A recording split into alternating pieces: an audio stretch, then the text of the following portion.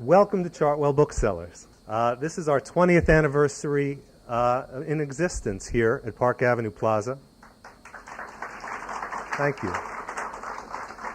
And we have devoted a good deal of those 20 years to Winston Churchill, his accomplishments, his family, his life. Tonight is a culmination, in a way, of those 20 years. We are delighted to have with us Celia Sandys, Winston Churchill, Edwina Sandys, all grandchildren of Winston Churchill's, who will speak on the many facets of the man who was their grandfather. We're also delighted that C-SPAN is here to cover this event, first for Chartwell. Introducing the evening for us is John Meacham, the managing editor of Newsweek magazine and the author of Franklin and Winston, an intimate portrait of an epic friendship, which is about the relationship, obviously, between FDR and Winston Churchill. The book has been just published by Random House. It is available at Chartwell Booksellers. Vanity Fair called it powerful, and the Washington Post said, with its keen, nuanced analysis and sympathetic insight, Meacham's book makes for intense and compelling reading. His achievement is memorable. Ladies and gentlemen, John Meacham.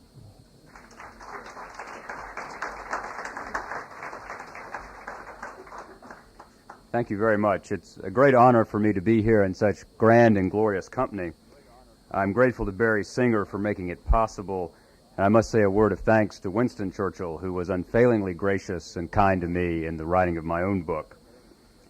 We're gathered together here at a time and amid circumstances that both Churchill and Roosevelt would recognize. It is an autumn night in a time of war, in a city scarred but unbowed by an attack on the innocent from the air. And the United States and Great Britain are together again fighting the forces of darkness.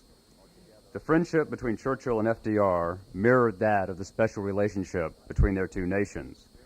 63 years ago, Churchill undertook his courageous and defiant stance against Hitler with a vision of Roosevelt in his mind. He never doubted, even in his darkest moments, that he would one day be fighting alongside the president, armed with the might of America. Roosevelt, too, went about preparing his isolationist nation with a vision of Churchill in mind. He suspected from afar that the prime minister had the courage of a lion, and he was right. Theirs was a love story of sorts.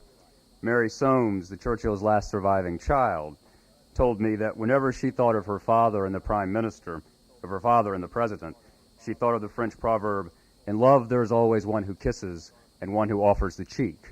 And Papa was always kissing, and the president was always offering the cheek. I don't think you can understand the infinite complexities of war leadership without understanding Franklin Roosevelt and Winston Churchill, both what they meant to each other and in the end to all of us. What would they say to us today about our own challenges in our own time? First, as Churchill used to say, have courage. Courage is the essential virtue, since it guarantees all the others. Sometimes the Anglo-American forces must project power to fight battles beyond our borders in order to make the world safer and freer. Second, be candid with the people. The British people can face peril or misfortune with fortitude and buoyancy, Churchill said during a bleak period in World War II, but they bitterly resent being deceived or finding that those responsible for their affairs are themselves dwelling in a fool's paradise. It is, in a way, the covenant of modern democracies. Tell it to us straight, and we'll do what it takes. Even FDR, who, truth be told, sometimes had trouble with the truth, believed his people could handle the facts about the difficulties of war. The news is going to get worse and worse before it begins to get better, Roosevelt said in 1942. The American people must be prepared for it, and they must get it straight from the shoulder. An overarching theme, trust the people, Lord Randolph's, Churchill's father's motto. To the Churchill family members gathered here, I would like to say simply that America will forever be in your patriarch's debt. He saved the world as we know it in its hour of maximum danger. Roosevelt once wrote to Churchill, "It's fun to be in the same decade with you, and there is no doubt that we are blessed and fortunate indeed to live in unfolding years made possible by Winston Churchill, his toil, his sacrifice, and his brilliance. Tonight, Celia Sandys and Winston Churchill will address different facets of their very multifaceted grandfather. To introduce them, it is my pleasure to defer to Celia Sandys' sister, Edwina Sandys. She is the painter and sculptor among the Churchill grandchildren, the one who pursued yet another of her grandfather's many facets, his love of painting. Her permanent collections include installments at the Tate Gallery, the Brooklyn Museum, and the Ronald Reagan Library. One of her major monumental works is the Breakthrough sculpture, located at the Winston Churchill Memorial in Fulton, Missouri. The sculpture, made in 1990, is constructed from a 32-foot section of the Berlin Wall. The companion piece, Break Free, is installed at the Franklin D. Roosevelt Library at Hyde Park, New York. The courage and determination of Roosevelt and Churchill, which ensured the freedom we enjoy today, are symbolized in these two magnificent pieces. They form a visible, enduring, and unique historical link between Churchill and Roosevelt. Ms. Sandys.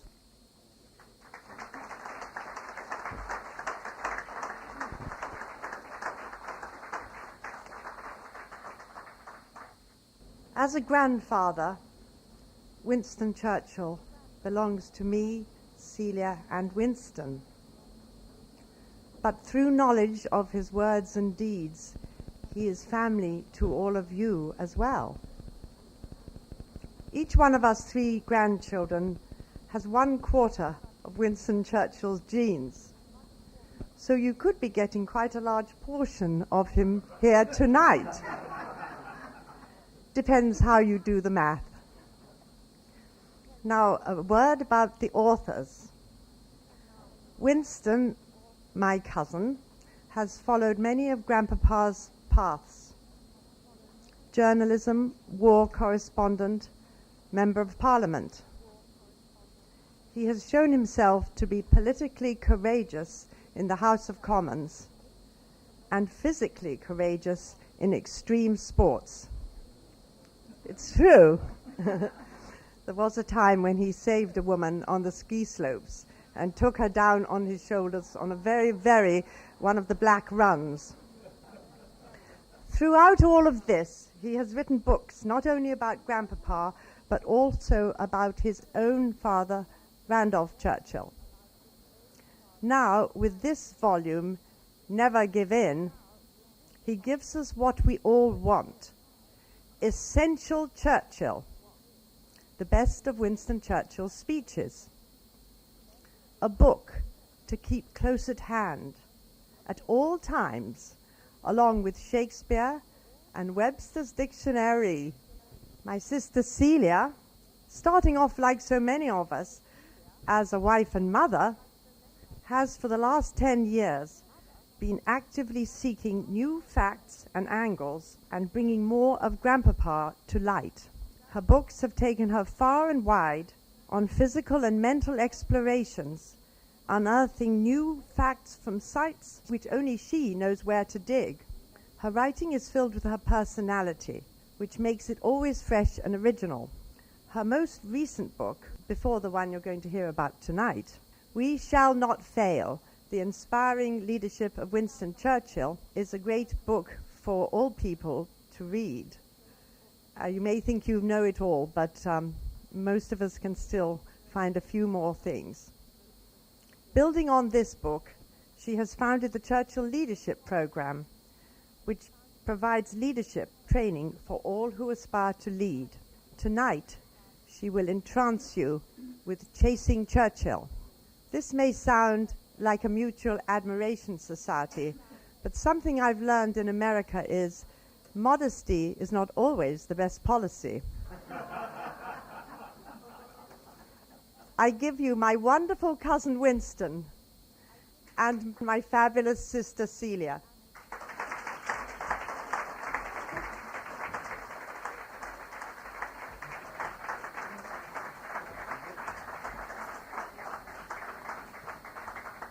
Well, thank you, Edwina, very much indeed.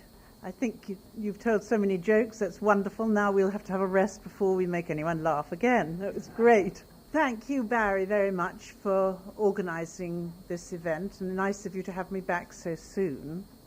Thank you to Frederick Wildman for providing Paul Roger our grandfather's favourite champagne. When do we get that? After we've finished. I'd like a glass of water, please, Barry. And I'd like to thank Carolyn Graff for publishing my book and for giving me such a wonderful cover. Yes, there is a glass of water. Thank you. I see it. Okay. And most particularly all of you for coming here tonight. This is quite a family affair, and I'm very happy to be here with Edwina and Winston, and I believe that our grandfather is smiling down on us tonight. 10 years ago, I embarked on a journey with no timetable, no destination, and absolutely no foreign travel. Just a collection of letters and diaries written by the young Winston and his family. That resulted in my first book, From Winston with Love and Kisses. It was a paper chase which whetted my appetite for more. During the last 9 years, I have visited 4 continents and have never tired of the excitement of not knowing what I shall discover, where and from whom. From a farmyard in South Africa to Fidel Castro's palace in Havana, from the parrot jungle in Miami to the White House, there always seems to be another tale to tell. First, I spent 5 wonderful months in South Africa, retracing my grandfather's footsteps in 1899 and 1900 during the Anglo-Boer War. I found myself engaged in the fascinating business of crisscrossing the country, tracking down people whose parent or grandparent had known Churchill more than a century before.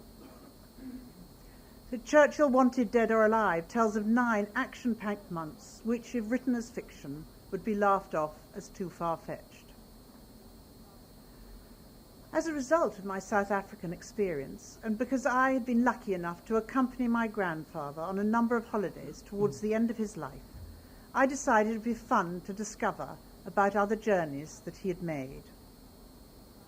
The end result has been Chasing Churchill, and what a chase it has been. I have tried, wherever possible, to recreate my grandfather's journeys. He enjoyed the good things in life and travelled in style and stayed at the best hotels. So it wasn't tough. When asked by the manager of the Plaza Hotel in New York if all was well, Churchill replied, "I'm a man of simple tastes, easily satisfied by the best." Well, I think that probably runs in the genes too. We're all of very simple taste, satisfied with the best. I would like to express my thanks to John Meacham for his warm-hearted introduction to our proceedings this evening, and to wish him every success with his excellent book, Franklin and Winston. And my thanks, too, to Barry Singer of Chartwell Booksellers for being such a loyal and faithful champion of everything Churchill in the literary field, and for arranging this evening and for selling so many books. Thank you, Barry. And to my wonderful cousin, Edwina, for being here tonight to grace these proceedings and to set the ball rolling. My very favorite cousin, dare I say it, because she even insisted that Luce and I should get married in her loft some 6.5 years ago. And another very favorite cousin, of course, Celia. And we were partners in crime when we were very, very small, running in mayhem around Chequers and also Chartwell as small children. I would like to thank Bob Miller of Hyperion Books, my publisher, who is here this evening, for producing such a wonderfully handsome volume, and to my wonderful literary agent, Linda Chester, who I see way at the back of the room. I have to say, I've been bowled over by the response to my book. Already this afternoon, I had to fill an order for 2 individuals. One was to inscribe 35 books. Another was to inscribe 78 books. And just this evening, at the start of the proceedings, I was asked by our very dear friend, Mrs. Franklin D. Roosevelt, Jr., Toby, where are you? Make yourself known. It is a great honor to have with us this evening the widow of the president's elder son, Franklin. Toby, thank you for being with us. And she came armed with an order on behalf of a friend for 50 volumes, including, dare I say, for the President of the United States, the father of the President of the United States, former President Gerald Ford, Cheney, Rummy, Colin Powell, and half the administration. So I was particularly bowled over by that order, as you can imagine. Now, Celia has been globe-trotting to research her excellent and most readable book. I, too, have been on a great voyage of discovery, but a voyage of discovery in the mind, through my grandfather's speeches, rediscovering old friends, of course, the great wartime speeches, and coming upon new gems which I had previously been unaware of. What really struck me when I embarked on this venture was the scale of his speech-making. This is not a slim volume. This is over 500 pages. This represents a mere 5% of his total speech-making. Produced in the same format, the complete speeches would be 20 volumes of this size. I had known how prolific he was as an author and biographer, 30 volumes of history and biography. I knew how prolific he was as an artist, over 500 canvases outstanding at his death. But I had no conception of the scale of his speech-making. And of course, time and again on the American lecture circuit, people have said to me, who was your granddaddy's speechwriter? To which my stock reply has been, well, he was a very remarkable individual called Winston Spencer Churchill. And I see the jaws sag open in amazement and disbelief, the idea that any front-ranking politician does not have at least 6 speechwriters to his name. And, of course, it's been a great problem how to cut it down to size. I could have filled this very easily with the best of Winston Churchill's wartime speeches, but I wanted to take the full span of his life from his very first speech in 1897, age 22, to his very last speech in the Rose Garden of the White House, 1963, delivered by his son, Randolph, my father, and it was a very proud day. I was standing at my father's side when, on my grandfather's behalf, he accepted from President Kennedy honorary citizenship of the United States of America. I would, at this point, actually, it's over to you. Over to you. Well, retracing my grandfather's footsteps is always fascinating, but nothing prepared me for the week I spent in Cuba 2 years ago. I was treated like a queen, following everywhere that Grandpapa had been on his first visit there in 1895. I walked through the lush vegetation where he had celebrated his 21st birthday, not to the popping of champagne corks, but to the sound of gunfire, with one bullet missing his head by a few inches, killing the horse behind him. I visited fisherman Gregorio Fuentes, Ernest Hemingway's Old Man of the Sea, and he told me how in 1946 he had cooked dinner for Churchill and Hemingway, and how they had enjoyed cigar-smoking competitions.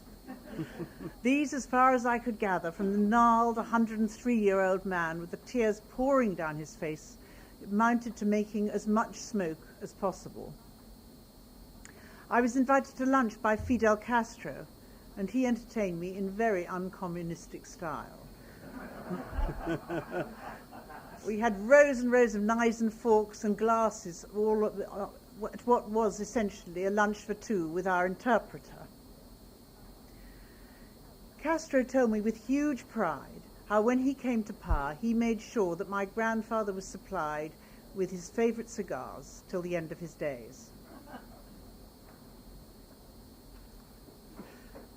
Yes, there was a tale there too, because I well recall our friend Anthony Montague Brown, who was my grandfather's last private secretary, our grandfather's last private secretary, saying, I'm sorry, Prime Minister, these are going to have to go back, because there is no way that your American cousins will forgive you for accepting. It was a mammoth casket of Havana's finest sent by Fidel. And to my grandfather's huge disappointment, back they went.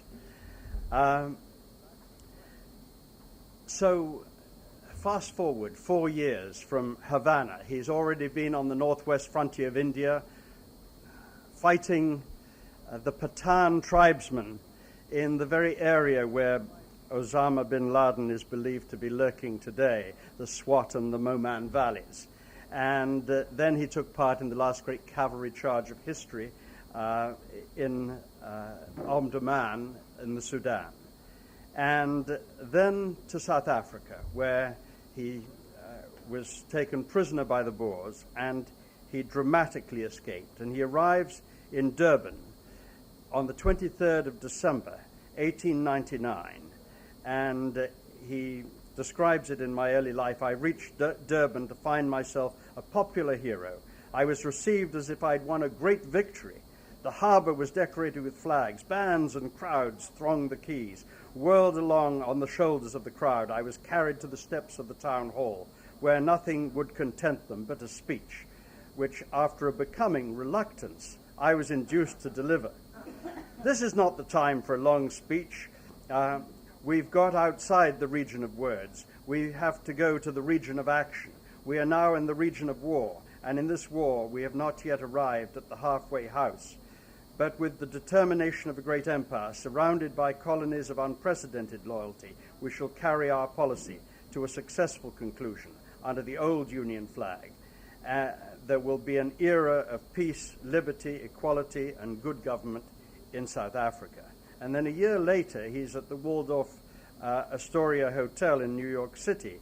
This is the anniversary of my escape. Many accounts have been related here and in England, but none of which is true. I escaped by climbing over the iron paling of my prison while the sentry was lighting his pipe.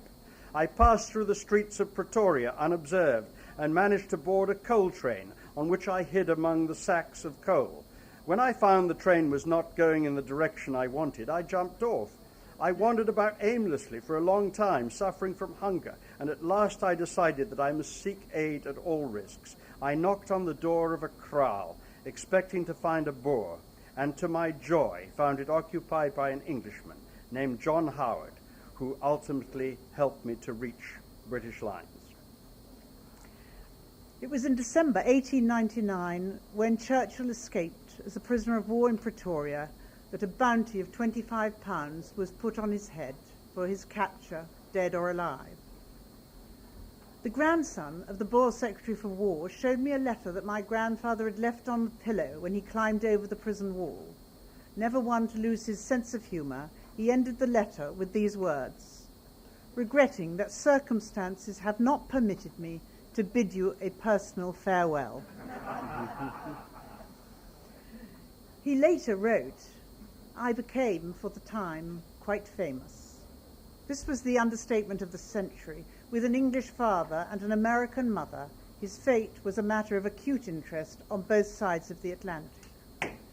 In jumping over the prison wall, he had landed on the international stage, where he was to remain for the rest of his long life. From that moment on, people remembered what he said, what he looked like, even what he ate, which was usually reported as consommé, fillet of beef, and ice cream. But a typical story came to me from the grandson of Robert Clegg, the station master at the little town of Escort, where Churchill pitched his tent in the station yard. Sitting round the campfire one evening, he announced to Clegg that one day he would be Prime Minister. Clegg, who'd been regaled with tales of soldiering on the northwest frontier, and the last great cavalry charge at Omdurman, took this with a large pinch of salt. 40 years later, in May 1940, he turned to his daughter as he looked up from his newspaper and said, "By Jove, he's done it." With the fame that attended his dramatic escape from Pretoria, my grandfather at last had the wherewithal to launch his political career. And at the age of 26, he took his seat in the new Parliament in the year 1901. And in his maiden speech, he spoke of events in South Africa. In my opinion, based upon the experience of the most famous men whose names have adorned the records of the House, no national emergency, short, let us say, of actual invasion of this country itself, ought in any way to restrict or prevent the entire freedom of parliamentary discussion. Moreover, I do not believe that the Boers would attach particular importance to the utterances of the honourable member, who'd just been speaking before him.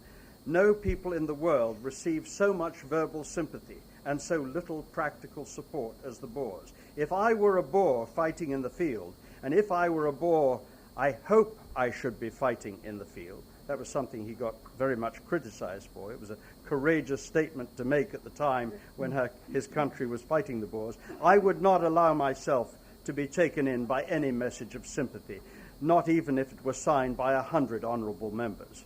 What ought to be the present policy of the government? I take it that there's a pretty general consensus of opinion in this House that it ought to be to make it easy and honourable for the Boers to surrender, and painful and perilous for them to continue in the field. Let the government proceed on both those lines concurrently and at full speed. And then, just a very few years later, like 4 years later, he decides that the Conservative Party is no longer for him, and he crosses the floor of the House and becomes a Liberal. And there, with a rich cheek, he says some pretty disobliging things about his erstwhile party. And this is invective which could be invoked today by parties on either side of the Atlantic. This is a speech in Manchester in 1905. We know perfectly well what to expect. A party of great vested interests, banded together in a formidable confederation, corruption at home, aggression to cover it up abroad, the trickery of tariff juggles, the tyranny of a party machine, sentiment by the bucketful, patriotism by the imperial pint, the open hand at the public exchequer, the open door at the public house, dear food for the millions, cheap labour for the millionaire. And then, of course, he became Home Secretary at a very early age and First Lord of the Admiralty, where it fell to him to prepare the Royal Navy, then the largest navy in the world, for war with Germany. And he came up with what I have no doubt whatsoever was the most brilliant strategic concept of the First World War, because trenches had been dug all the way from the Alps to the Channel ports, and in between, behind the trenches, the barbed wire and the machine gun. And so the price of advancing, for instance, the 1st of July 1916, the first day of the Battle of Ypres, the British Army lost 55,000 dead or wounded before breakfast. And my grandfather had a horror of them being asked, as he put it, to chew barbed wire on the Western Front. And he was determined that there should be some better way. Well, one of the ways was he pushed forward, even though he was at the Admiralty, the development of the tank, which Ludendorff was to credit with the defeat of his armies by the end of the First World War. But he also said, if we can't get in the front door, try the windows, try the back door. And the back door they fell upon was the Dardanelles in the eastern Mediterranean. And his idea was to force the Narrows, seize Constantinople, knock Turkey out of the war as an ally of Germany, link hands with Russia, possibly forestalling the October Revolution, which brought the communists to power, and attack Germany from the rear. And it was a brilliant conception which sadly was not properly executed. He was blamed for it wrongly. He called himself the scapegoat when he went off to the trenches. He said the essence of an attack upon the Gallipoli Peninsula was speed and vigor. We could reinforce from the sea more quickly than the Turks could reinforce by land, and we could therefore afford to renew our attacks until a decision was obtained. To go slow, on the other hand, to leave long intervals between the attacks so as to enable the Turks to draw reinforcements from their whole empire and to refresh and replace their troops again and again was a great danger. It has been proved in this war that good troops, properly supported by artillery, can make a direct advance of 2 or 3 miles in the face of any defense. And he says, all through this year, I have offered the same counsel to the government. Undertake no operation in the West which is more costly to us in life than to the enemy. In the East, take Constantinople. Take it by ships if you can. Take it by soldiers if you must. But take it, whichever plan, military or naval, commends itself to your military experts. But take it, and take it soon, and take it while times remain. Then I would like to give you just, because people forget the ups and downs of his career, and there were as many downs as there were ups. And having become, as he put it, the escaped scapegoat, he stands down as First Lord of the Admiralty, and he goes to take his place in the line in Flanders, fighting as a soldier, commanding the 6th Battalion of the Royal Scots Fusiliers in the line, in a place called, my wife being Flemish is going to correct me, Plugstad.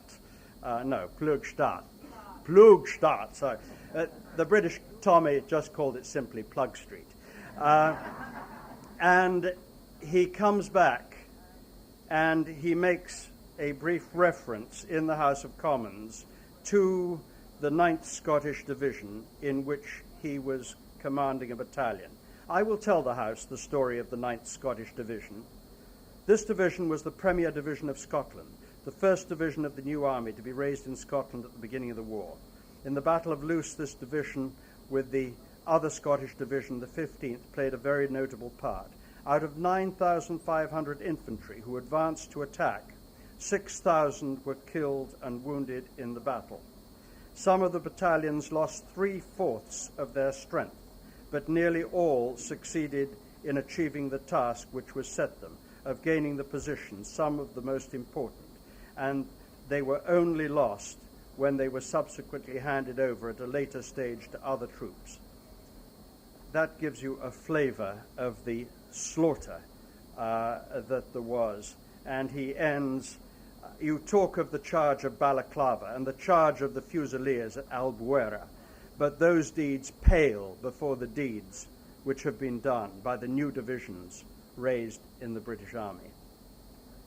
There is one further one that I would like to quote before handing over to you, Celia.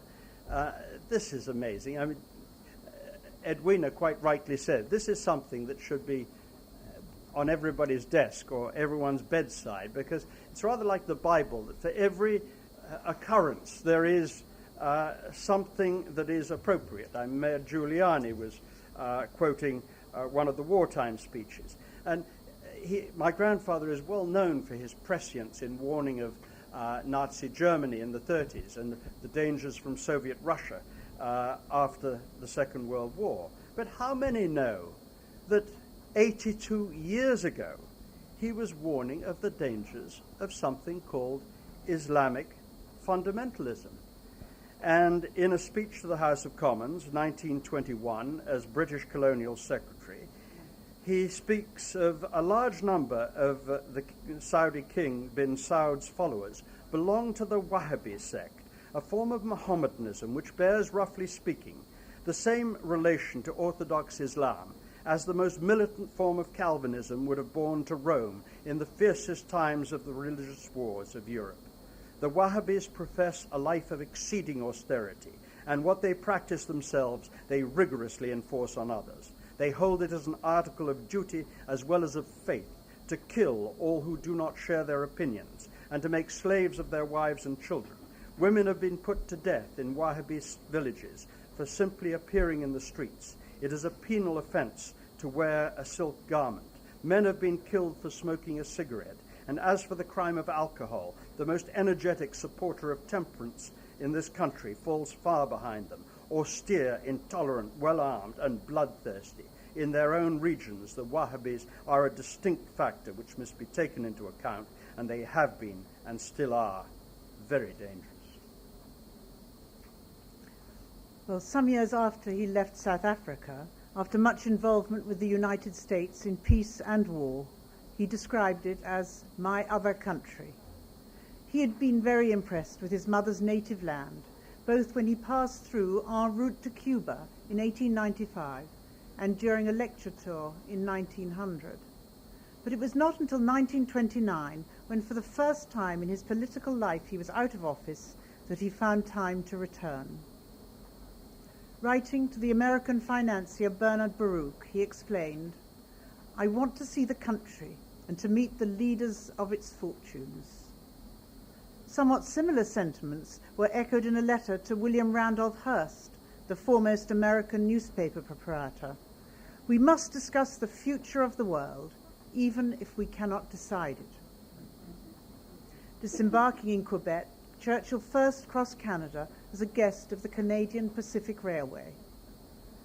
In the United States, prohibition was obviously a hot topic, as on his arrival in Seattle, Churchill was accosted by a reporter who asked for his views on the subject.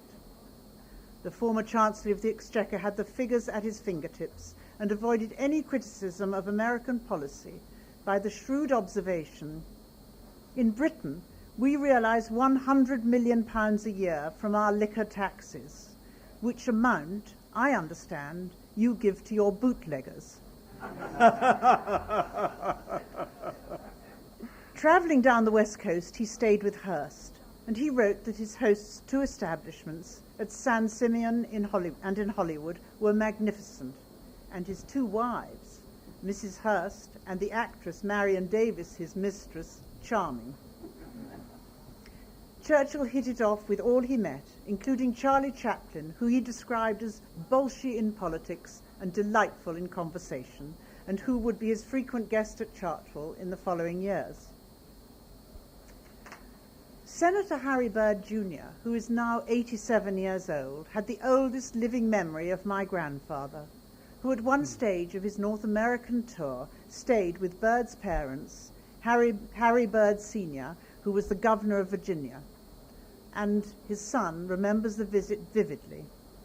He was 14 at the time, and he recalls how his parents gave a state dinner at which the main course was Virginia ham.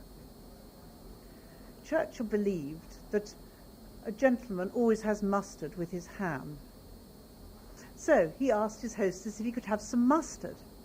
She asked the butler, who went to the kitchen and returned and said he was very sorry there was no mustard in the house.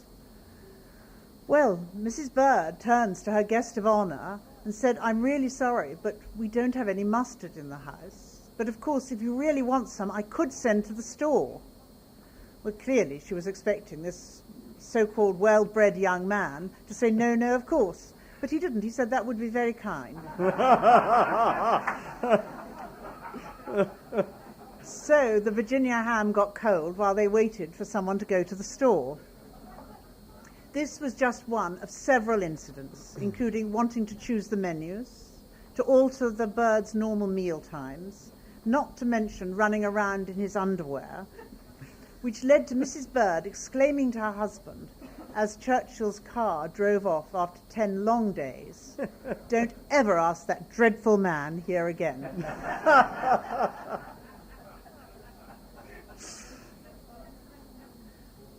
The early 30s saw Winston Churchill in the political wilderness, and alienated from his own party, he by then rejoined the Conservatives, Many didn't want him back after the disobliging remarks, one of which I quoted earlier. But he was very much out of sympathy by the 1930s with his own party and with the whole atmosphere in the House of Commons and in the country, which was one of appeasement against Hitler. 7 years before the outbreak of the Second World War, and for those of you present who have any doubts of the matter, the Second World War started on the 3rd of September 1939, not the 7th of December 1941. And this is 12 weeks before Hitler becomes Chancellor of Germany, a speech to the House of Commons, 1932. Now the demand is that Germany should be allowed to rearm. Do not delude yourselves. Do not let His Majesty's government believe, I am sure they do not believe, that all that Germany is asking for is equal status. I believe the refined term now is equal qualitative status, or as an alternative, equal quantitative status by indefinitely deferred stages. That is not what Germany is seeking.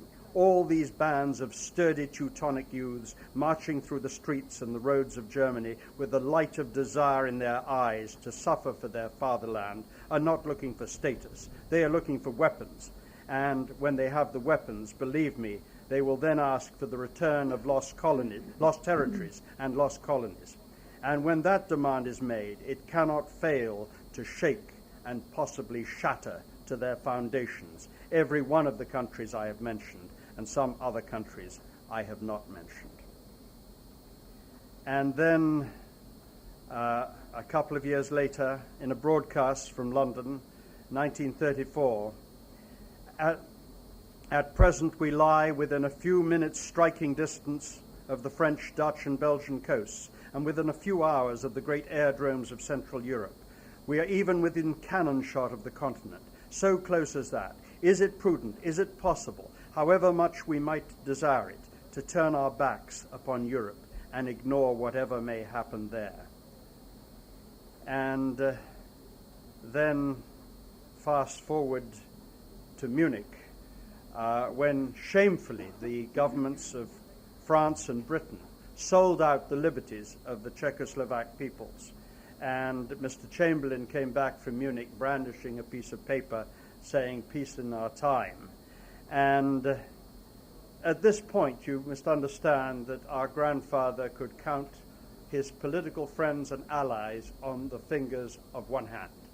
He was that unpopular and that reviled.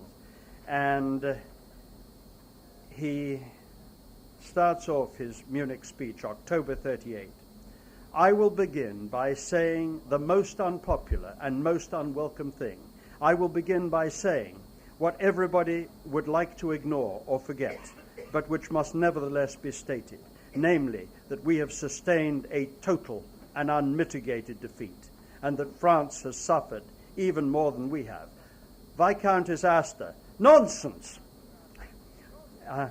When the noble lady cries nonsense, she could not have heard the Chancellor of the Exchequer admit in his illuminating and comprehensive speech just now that Herr Hitler had gained in this particular leap forward, in substance, all he set out to gain. And it must have been after this speech when the famous story came to be related of how Lady Astor, who was the only woman member of Parliament at the time, the only American member of the British Parliament at the time, rushed up in a fury to my grandfather and said, "Winston, if I were your wife, I should put poison in your coffee." My dear, if I had the misfortune to be your husband, I should drink it. And later in that same speech, all is over, silent, mournful, abandoned, broken. Czechoslovakia recedes into the darkness. She has suffered in every respect by her association with the Western democracies and with the League of Nations, of which she was always been an obedient servant. She has suffered in particular from her association with France, under whose guidance and policy she has been actuated for so long. And he ends that speech. I do not grudge our loyal, brave people who were ready to do their duty no matter what the cost, who never flinched under the strain of last week. I do not grudge them the natural, spontaneous outburst of joy and relief when they learned that the hard ordeal would no longer be required of them at that moment. But they should know the truth. They should know that there has been gross neglect and deficiency in our defenses. They should know that we have sustained a defeat without a war, the consequences of which will travel far with us along our road. And then, of course, on the self-same day that Hitler launched his blitzkrieg against Belgium, Holland, and the Low Countries, the 10th of May 1940, at the age of 65, qualified, as he put it, to draw the old age pension, the British people turned to him in their hour of need.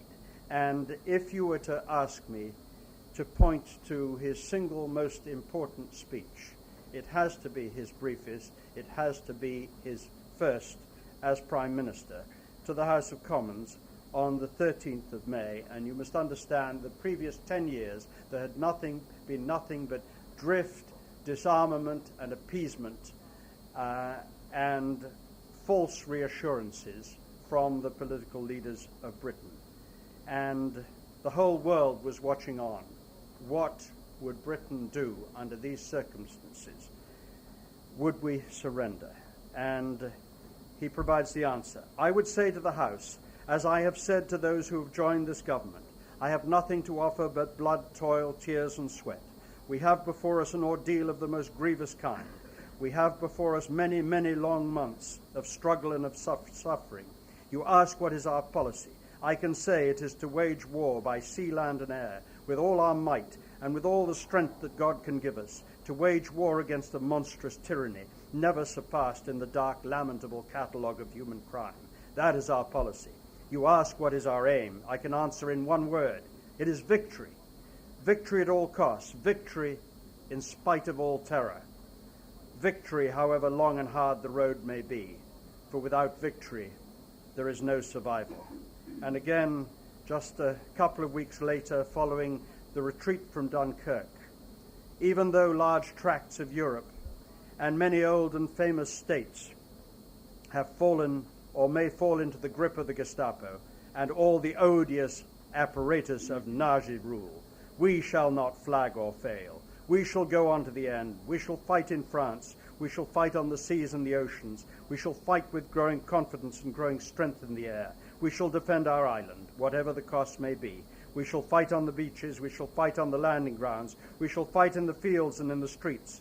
We shall fight in the hills. We shall never surrender. And even if, which I do not for a moment believe, this island or a large part of it were to be subjugated and starving, then our empire beyond the seas, armed and guarded by the British fleet, would carry on the struggle until in God's good time the new world, with all its power and might, steps forth to the rescue and the liberation of the old.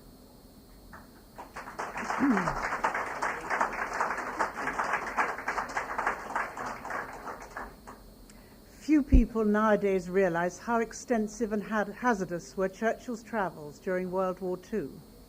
In his first 6 weeks as Prime Minister, he flew 5 times to France in the hope of putting steel into the French government teetering on the edge of capitulation. The big three, Churchill, Roosevelt and Stalin, would barely have functioned as an entity had Churchill not been such an indefatigable traveller. He went to Moscow twice, America 6 times, to Tehran, Casablanca and Yalta, in addition to visits to the battlefronts of North Africa and other journeys taking in such places as Cairo, Turkey, Malta and Athens. After the Casablanca conference, Churchill persuaded Roosevelt to accompany him to what he described as the Paris of the Sahara. He said, "You cannot come all this way to North Africa without seeing Marrakesh. Let us spend 2 days there. I must be with you when you see the sun setting on the Atlas Mountains." A villa owned by an American, Mrs. Taylor, was leased by the American consul, and it was prepared for the Prime Minister and the President. Soon after their arrival, Churchill insisted that Roosevelt accompany him up the tower of the villa to look over Marrakesh and to see the changing colours of the landscape as the snow-covered peaks of the Atlas Mountains were caught by the setting sun. Reclining on a divan covered with brightly coloured silk cushions, Roosevelt was enchanted by the scene. He stretched out his hand to Churchill and said, "I feel like a sultan. You may kiss my hand, my dear." The next morning, after Roosevelt had left, Churchill got out his paints, and from the top of the tower of the villa, he painted the only painting that he would attempt during World War II. Local legend has it that Mrs. Taylor sold the villa after the war because, as a staunch Republican, she had been incensed that a Democrat had occupied her bedroom. To add to her distress, she learned when she offered to buy Churchill's wartime painting that he had presented it to the very man who had so upset her by sleeping in her bed. I was asked the other day in Chicago which were the most emotive speeches of my grandfather's, and I think undoubtedly they were the ones addressed to the peoples of occupied Europe. I'll quote briefly from two. The tail end of his address, a broadcast to the French people, October 1940, the very month that I was born, concludes, "Good night then, sleep to gather strength for the morning will come. Brightly will it shine on the brave and true, kindly upon all who suffer for the cause, glorious upon the tombs of the heroes. Thus will shine the dawn. Vive la France." And then again, a year later, just after the Atlantic Charter meeting of Newfoundland with Roosevelt, he makes a broadcast from London. "Do not despair, brave Norwegians. Your land shall be cleansed, not only from the invader, but from the filthy quislings who are his tools. Be sure of yourselves, Czechs. Your independence shall be restored. Poles, the heroism of your people, standing up to cruel oppressors. The courage of your soldiers, sailors, and airmen shall not be forgotten. Your country shall live again and resume its rightful part in the new organization of Europe. Lift up your heads, gallant Frenchmen. Not all the infamies of Darlan and of Laval shall stand between you and the restoration of your birthright. Tough, stout-hearted Dutch, Belgians, Luxembourgers, tormented, mishandled, shamefully cast away peoples of Yugoslavia, glorious Greece, now subjected to the crowning insult of the rule of the Italian jackanapes. Yield not an inch. Keep your souls clean from all contact with the Nazis. Make them feel, even in their fleeting hour of brutish triumph, that they are the moral outcasts of mankind. Help is coming. Mighty forces are arming on your behalf. Have faith, have hope. Deliverance is sure." All that was a bit on a wing and a prayer because, of course, Pearl Harbor hadn't happened. It was another 4 or 5 months away, and we were still fighting on our own. And if you ask me why I called my book Never Give In, it is because, to me, it sums up in 3 words everything our grandfather stood for. And here he goes back to his alma mater, Harrow School, and he's reflecting on the past 15 months when Britain has stood all alone against the Nazis. He has no idea that within 10 days Pearl Harbor is going to happen, and then he knew at that point that it would be downhill all the way, that the end was in sight, because he was sufficient of a realist. Although he believed that we could hang on against all the odds in our island, he was sufficient of a realist to know that only with the full commitment and strength of the United States could Britain, jointly with America, liberate Europe and defeat Nazi Germany. This is the lesson. Never give in.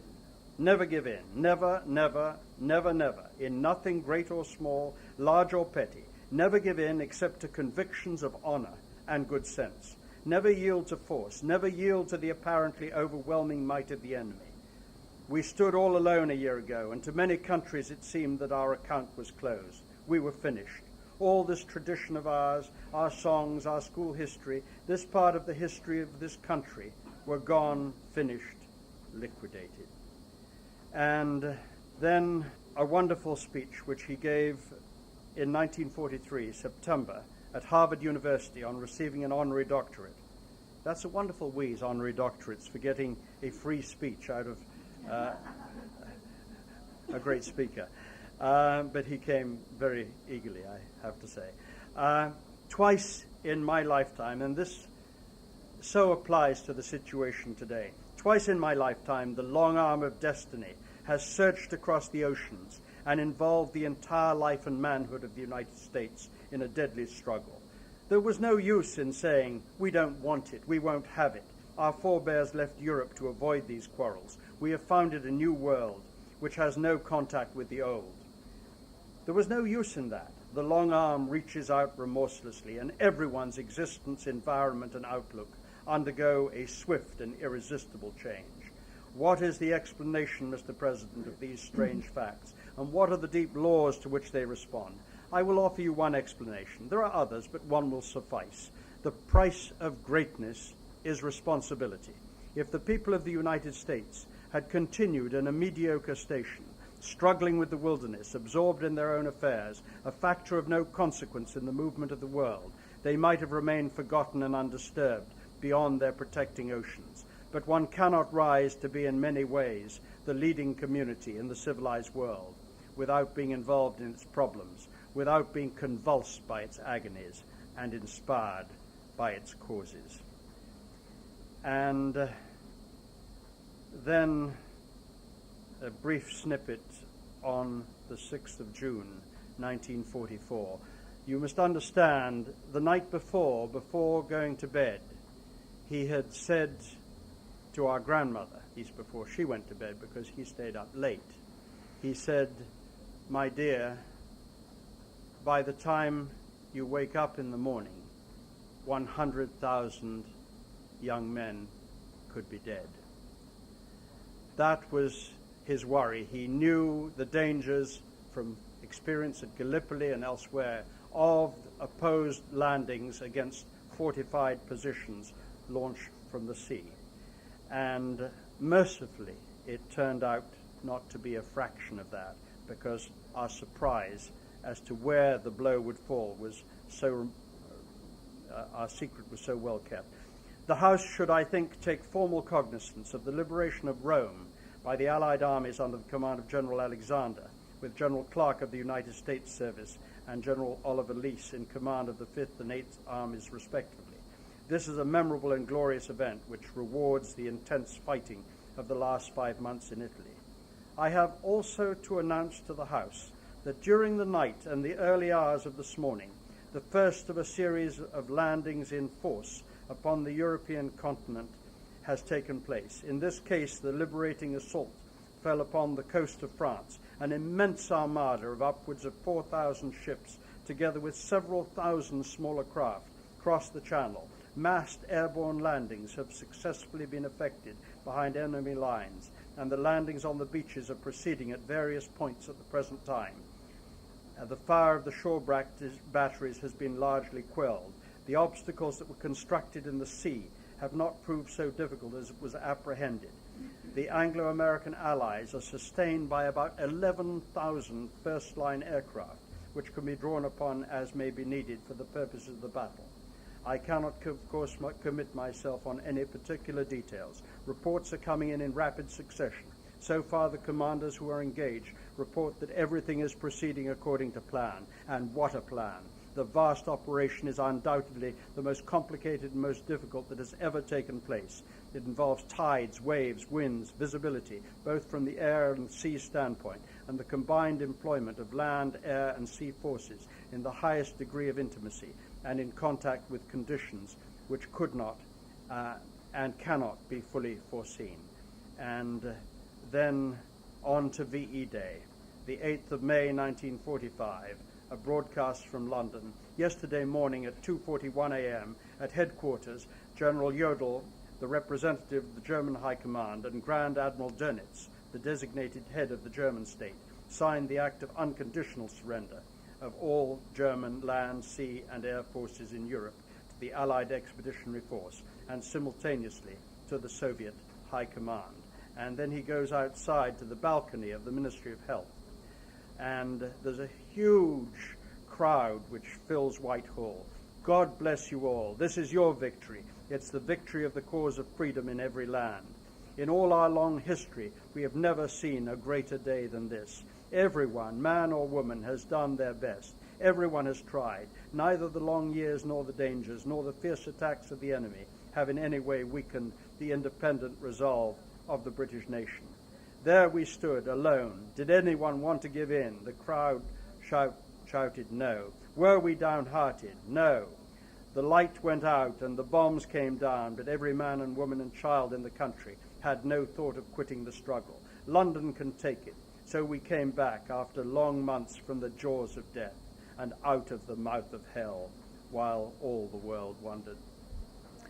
One of the most significant journeys that our grandfather made was to Fulton, Missouri, where in 1946 at Westminster College, accompanied by President Truman, he made what became known as the Iron Curtain speech. With still 2 months to go before the event, the college had received over 15,000 requests for tickets. Once more, he was out of step with public opinion and unpopular for warning of dangers to come. As in the 30s, bad news was something people did not want to hear. Unlike the 30s, the politicians and the people woke up in time, and he was very soon proved right in what he called the most important speech of my life. People have sometimes asked, what did he think he was doing, going out to the boondocks of Missouri to make this important speech? Why would one go out to such a remote location? Well, it was clear the reason.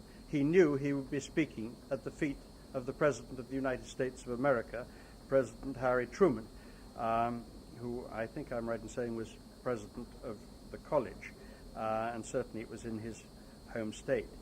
And the significant part of this lengthy speech, the part that we all know quite well, from Stettin in the Baltic to Trieste in the Adriatic, an iron curtain has descended across the continent.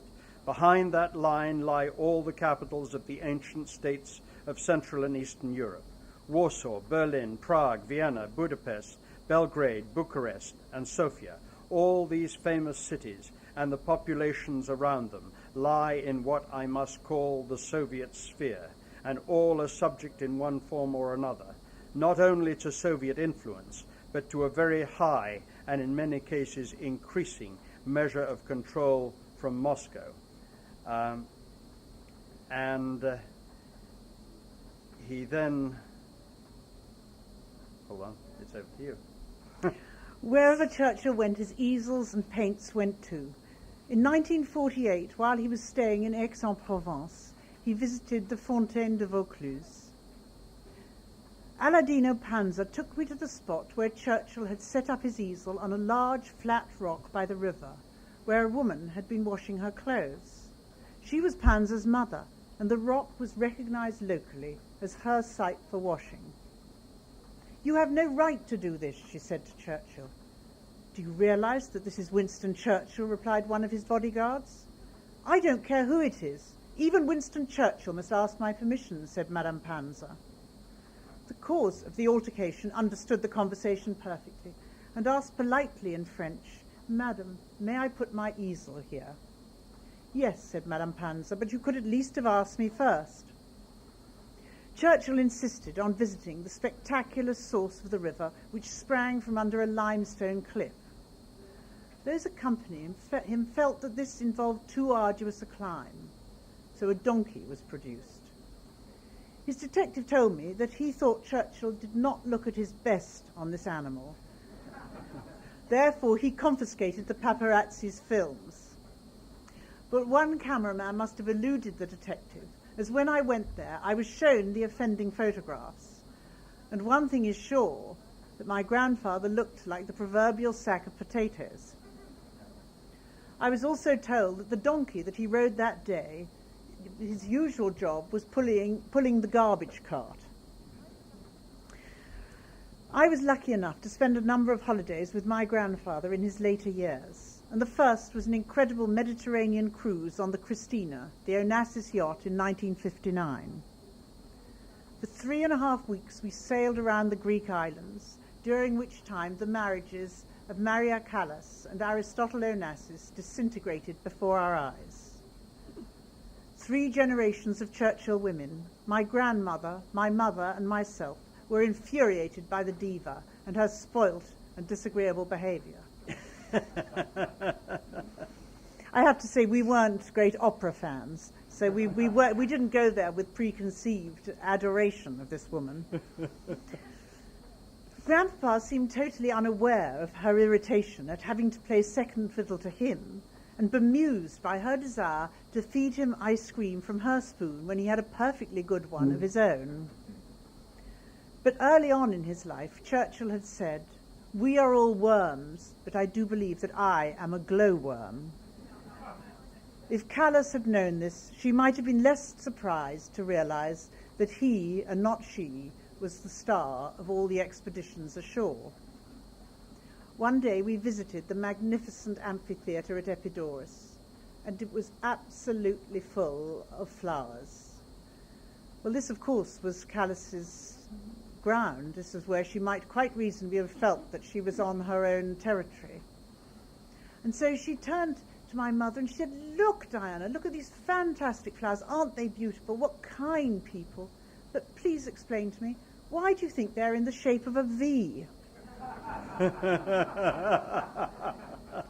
My mother could not conceal a smile of satisfaction as she explained, "Because, Maria, they are for Papa, not for you."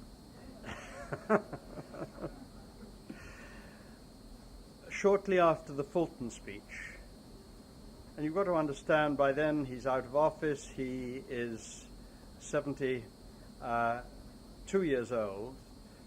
In 1946, he goes and delivers a speech, a magisterial speech at Zurich University. At that time, all of Europe was devastated and, to a large extent, starving and defenseless, and of course the Soviet Red Army is at the heart of Europe, and the unoccupied part is at its mercy, and he is desperate to see the reconstruction of Europe and desperate to avoid the mistakes that were made in the wake of the First World War, when, in the popular phrase coined by the British Prime Minister Lloyd George, he said, we shall squeeze the German lemon till the pips squeak. Well, the result of that policy was the collapse of the currency and the rise to power of Adolf Hitler in Germany. And my grandfather was utterly determined. He was opposed to that policy even after the First World War, but he didn't have much say. After the Second World War, even out of office, he was determined to have his say. And speaking in Zurich, he says, "I am now going to say something that will astonish you. The first step in the recreation of the European family must be a partnership between France and Germany. In this way only can France recover the moral leadership of Europe. There can be no revival of Europe without a spiritually great France and a spiritually great Germany. The structure of the United States of Europe, if well and truly built, will be such as to make the material strength of a single state less important. Small nations will count as much as large ones and gain their honor by their contribution to the common cause." And then, a couple of years later, a speech which is much overlooked, but is nonetheless seminal and rather relevant to the present time when we're confronted with a situation where various, quote, rogue states have or will shortly gain possession of nuclear weapons. And this is to the Conservative Party conference in North Wales, October 1948. I hope you will give full consideration to my words. I have not always been wrong. Nothing stands between Europe today and complete subjugation to communist tyranny but the atomic bomb in American possession. The question is asked, what will happen when they, that's the Russians, get the atomic bomb themselves and have accumulated a large store? You can judge for yourselves what will happen then by what is happening now. If these things are done in the greenwood, what will be done in the dry? If they can continue month after month, disturbing and tormenting the world, trusting to our Christian and altruistic inhibitions against using this strange new power against them, what will they do when they themselves have large quantities of atomic bombs? What do you suppose would be the position this afternoon if it had been communist Russia instead of free enterprise America, which had created the atomic weapon? Instead of being a somber guarantee of peace and freedom, it would have become an irresistible method of human enslavement. No one in his senses can believe that we have a limitless period of time before us. We ought to bring matters to a head and make a final settlement. We ought not to go jogging along improvident, incompetent, waiting for something to turn up, by which I mean waiting for something bad for us to turn up. The Western nations will be far more likely to reach a lasting settlement without bloodshed if they formulate their just demands while they have the atomic power and before the Russian communists have got it too. The other holidays spent in Monte Carlo were more peaceful, essentially painting holidays in the warmth of the Mediterranean sun. And for me, the best aspect of this were the brief moments with my grandfather that the whole world thought they owned. In 1962, the peace was quite literally shattered when he fell and broke his hip at the Hôtel de Paris. His private secretary, Anthony Montague Brown, told me of my grandfather's request. "Remember, I want to die in England. Promise me that you will see to it." Anthony recalled, "I gave the required promise unhesitatingly, but privately wondered if I would be able to carry it out, for he seemed mortally stricken. I rang number 10, and within a very short time, Harold Macmillan had ordered the Royal Air Force to bring WSC home." I had been struck by how vulnerable my grandfather looked in his hospital bed. But strapped into the stretcher bed in the body of the aircraft, he looked even more fragile. I sat holding his hand and could only pray that he would make it back to London. Ever the showman, as he was carried off the plane at Heathrow, he spotted the anxious crowd that had gathered, and with characteristic spirit and typical determination, he raised his hand and gave a V sign. It was worth the effort. Hugely relieved, they clapped and clapped, and he smiled as he was lifted into the waiting ambulance. Winston was home. Thank you, Barry, for inviting me here to tell you a little about my pilgrimage through the life of the man I'm proud to have called Grandpapa.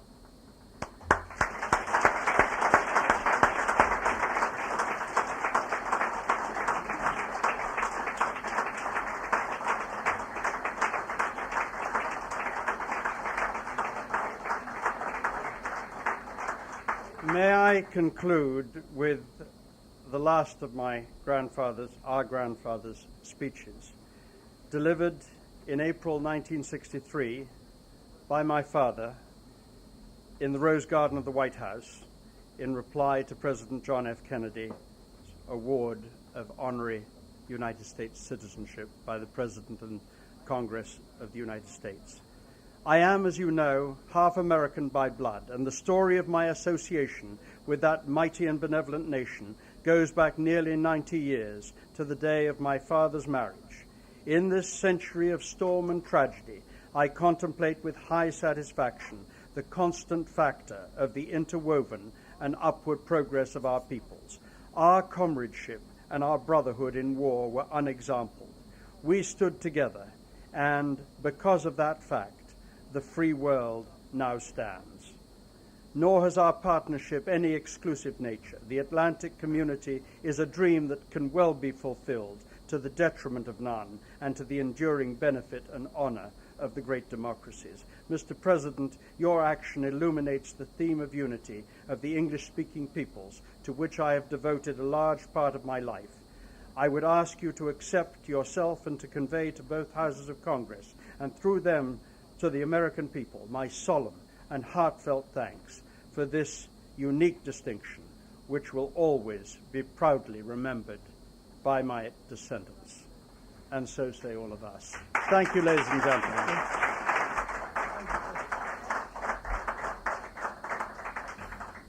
To the memory, the immortal memory of Winston Churchill.